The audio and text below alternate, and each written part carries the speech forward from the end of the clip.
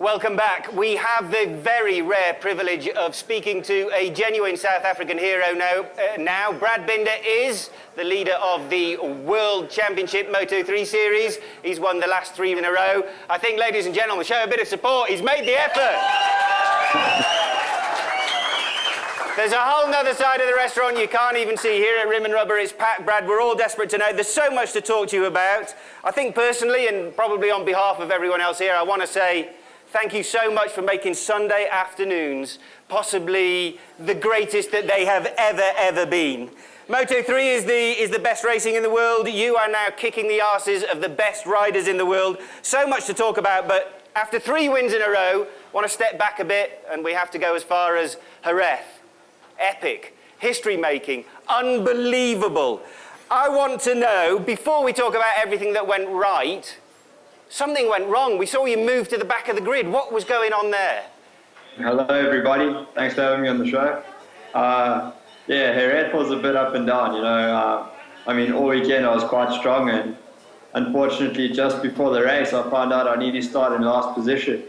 What actually happened was my team, well, unfortunately, my team and I had no idea about it. But, you know, KTM accidentally gave us the wrong USB, and we had the wrong map in our bike. Honestly, there was no difference at all, but it just had the wrong name.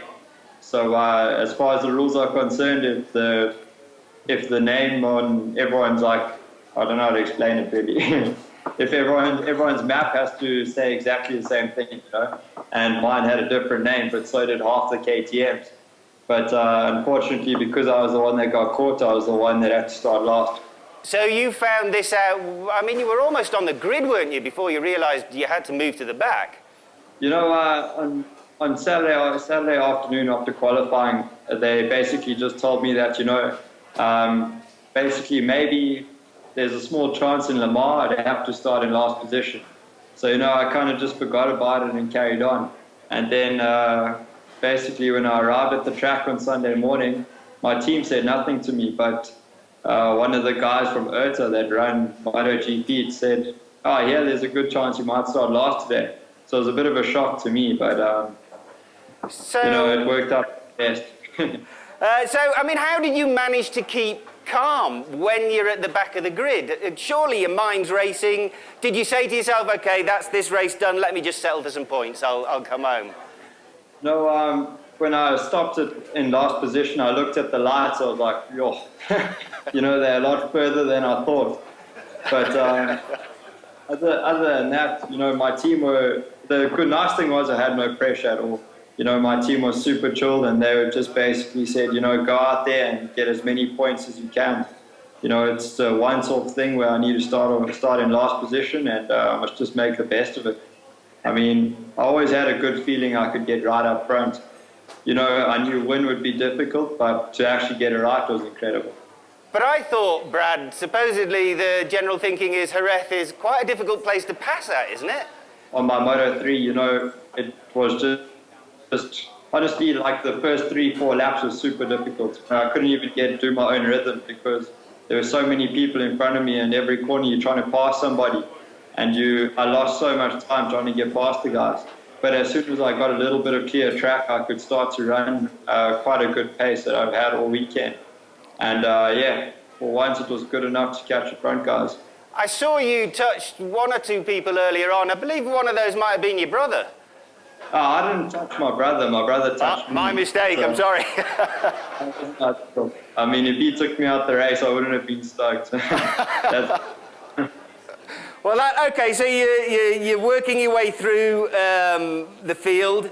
Gradually, you see that lead group come back to you. I must admit, you gave me kittens, because you got through them quite quickly, and then you started to leave them. You didn't back off, did you? I mean, you had a lap or 2 to go, and there must have been a 2 or 3 second lead, and that bike of yours is still all over the place. You must have felt so in the groove. You know, I just gave my 110% from the start to the end. But you know, once I eventually caught the top 3 guys, I just basically tried to keep my head down, and I basically just took 2-3 laps to have a look what they were doing. And I was watching my lap time on my board, and my pace probably dropped by about I don't know, 0.6, 0.7 of a second a lap. So, you know, I knew as soon as I went to the front again and pushed, I could get away. So I just waited until there was 5 laps to go, and then kept my head down and, yeah, crossed the line in first. It's amazing. I mean, the first win at Grand Prix for South Africa for 35 years. I mean, that must have been something special to hear that national anthem.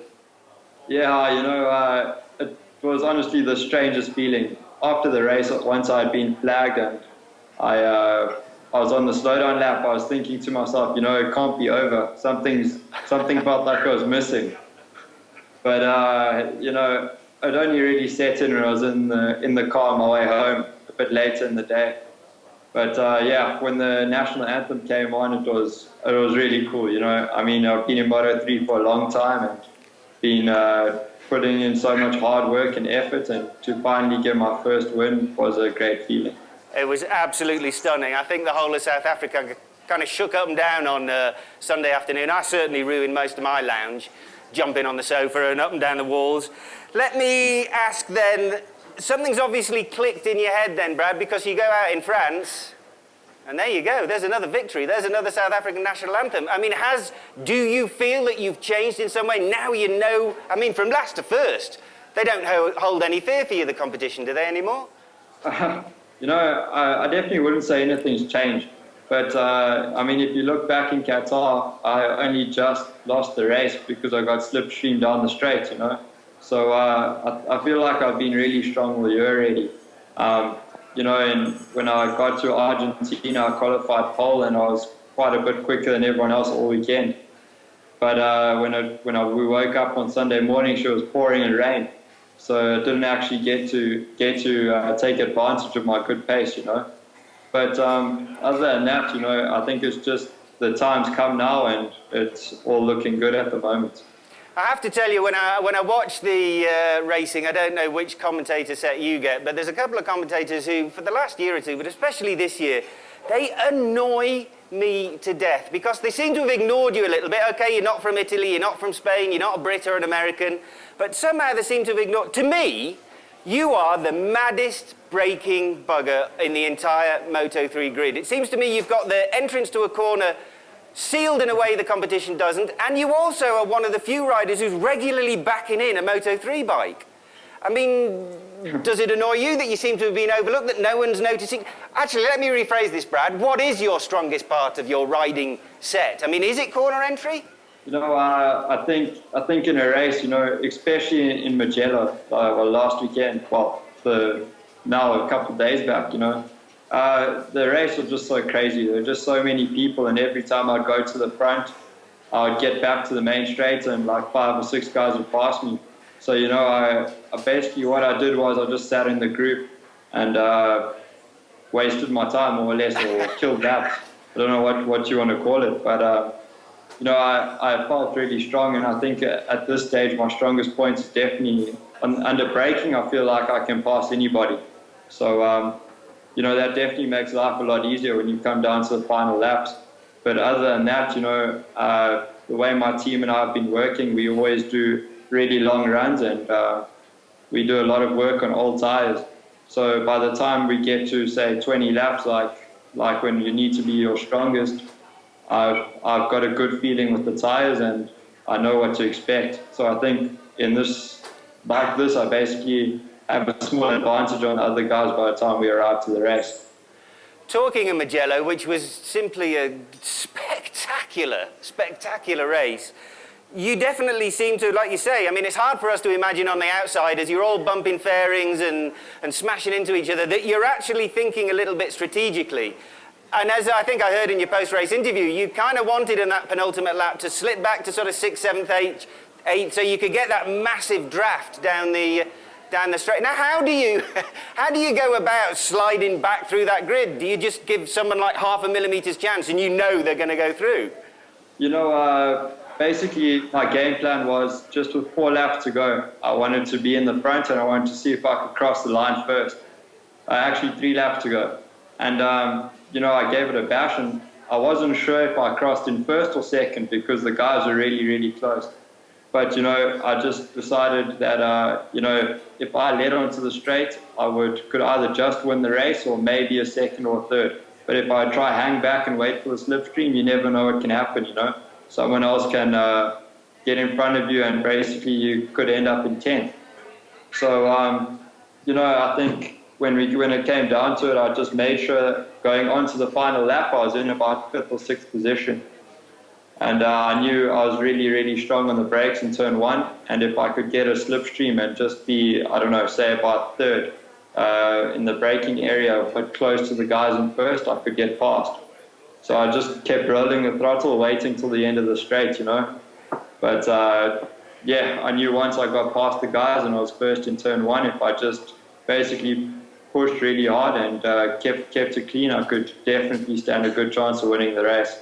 You know, the good thing was my final lap was my fastest lap of the race as well. So, you know, I felt like I had a little bit in my pocket the whole race, and to really push on the last lap and come out with the win, it just made it a little bit more special.